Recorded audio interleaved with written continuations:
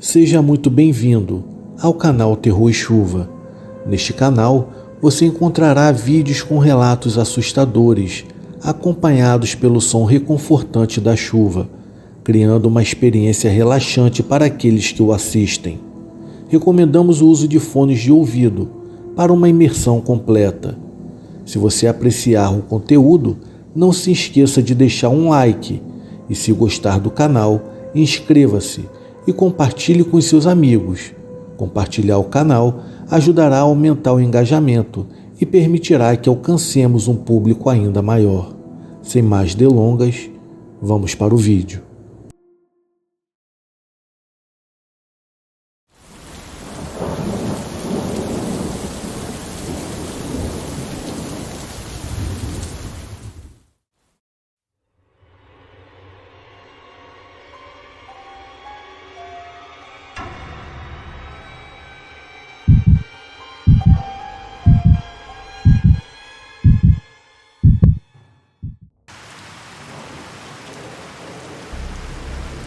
Inaugurado em 1971 e localizado na Avenida 9 de Julho, em São Paulo, o edifício Joelma pegou fogo no dia 1º de fevereiro de 1974.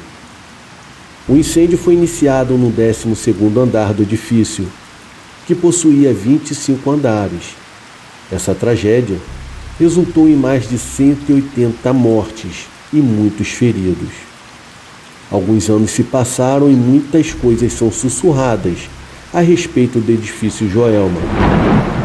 A história que eu irei narrar hoje é uma delas. O meu nome é Ferdinando e recentemente me mudei para um modesto apartamento no edifício Joelma. Eu não estava ciente da sua história sombria quando assinei aquele contrato de aluguel, mas logo me vi envolto em um pesadelo no qual eu nunca poderia esperar. Logo nos primeiros dias tudo parecia normal.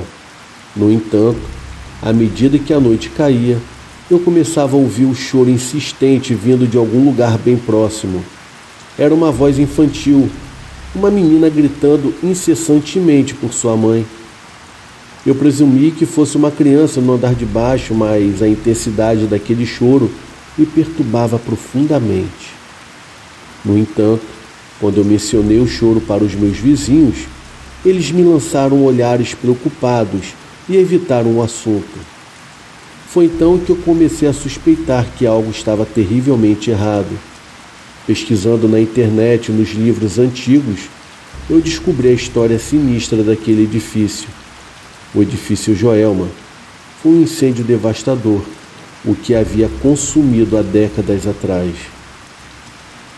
Na noite seguinte, o choro da menina recomeçou, mas dessa vez eu estava determinado a encontrar a fonte. Foi aí que segui aquele som até um quarto vazio ao lado do meu. Eu bati na porta, mas não houve resposta. Então, com cuidado, adentrei o ambiente. O quarto estava vazio e empoeirado, mas o choro daquela menina ecoava de todos os cantos. Foi aí que eu fiquei petrificado quando eu vi uma sombra espectral de uma figura infantil debruçada sobre uma cama vazia. Era uma menina, uma aparição fantasmagórica. Ela estava de costas para mim, mas seus soluços ecoavam pelo quarto. Aquilo me assombrou naquele momento. Eu me senti praticamente sem os meus pés no chão. A menina não murmurava palavras, apenas repetia: "Mamãe, mamãe". Foi aí que eu reuni algumas forças dentro de mim para tentar me comunicar com aquela aparição, mas minhas palavras pareciam cair no eterno vazio. Ela não se virou para mim, permanecendo fixa. A partir daquele dia, a minha vida se tornou um tormento. Todas as noites aquela menina fantasma me visitava, desesperadamente gritando por sua mãe. Eu fiquei desesperado. Eu não sabia o que fazer. Aquela sensação de impotência me consumia. A falta de sono e o medo constante estavam me levando à beira da loucura. Eu tentava fugir, mas estava preso ao contrato de aluguel e, infelizmente, eu não tinha para onde ir. A minha única companhia era aquela aparição daquela criança que chamava por algo que eu não podia dar a ela. Foi assim que eu me vi aprisionado em um pesadelo que não teria mais fim, sem saber como escapar daquela assombração implacável do quarto 415. As semanas foram se arrastando e a presença daquela menina fantasma no meu quarto só se tornava mais intensa. Suas visitas noturnas se transformaram em eventos macabros e perturbadores, que me deixavam com o coração na garganta toda vez que eu fechava os meus olhos para tentar escapar daquele pesadelo. Eu podia sentir a sua respiração gelada no meu ouvido, como se ela estivesse bem ao meu lado. Os gritos por sua mãe se tornaram mais agudos e angustiantes. A minha sanidade estava desmoronando rapidamente.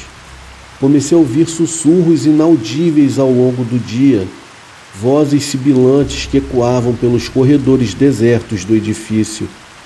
As paredes daquele quarto pareciam pulsar com a energia sinistra e objetos se moviam por conta própria, dançando no ar como marionetes macabras. Certa noite, quando a menina fantasma apareceu novamente, ela finalmente se virou para me encarar. O seu rosto estava contorcido em angústia terrível e os seus olhos vazios fixaram-se nos meus com uma intensidade que me gelou até os ossos. Os seus lábios tremiam enquanto ela sussurrava em um tom distorcido. "Por que você não encontrou a mamãe?" Eu estava paralisado pelo medo, sem poder responder. A menina estendeu aquela mão fantasmagórica em minha direção e, com um toque sólido, atravessou a minha pele. Foi uma sensação de desespero e tristeza. Era como se o meu corpo estivesse compartilhado a agonia daquele próprio fantasma. Foi nesse momento que eu percebi que não havia escapatória. Aquele quarto havia se tornado a minha prisão pessoal, e aquela menina fantasma estaria determinada a me atormentar até o fim dos meus dias. A cada dia que passava, a minha sanidade se esvaziava como um balde furado. Eu me via afundado a cada vez mais naquele abismo do desconhecido. O edifício Joelma revelou-se como uma armadilha mortal, e eu era apenas uma vítima de sua história sombria e macabra. Nunca irei me esquecer daqueles gritos daquela menina, junto com aqueles sussurros nos corredores vazios e aquela sensação de desamparo que me envolvia. Até hoje me pergunto se algum dia conseguirei escapar desse pesadelo ou se estou condenado a vagar para sempre no mundo sobrenatural no quarto 415 do edifício Joelma.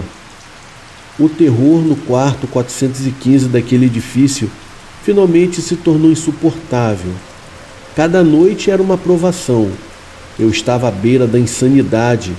Eu não conseguia mais dormir. A minha mente estava constantemente em estado de alerta máximo. Sombras pareciam se mover por todo aquele apartamento, e os sons inquietantes ecoavam dia e noite. Eu comecei a perder peso rapidamente. A minha saúde estava se deteriorando, e os meus amigos estavam preocupados com a minha condição mental. Foi quando finalmente decidi que não poderia mais continuar assim. O quarto, aquela presença, foram demais para eu suportar. Eu empacotei as minhas coisas em um frenesi de ansiedade e, sem olhar para trás, abandonei aquele apartamento no meio da noite.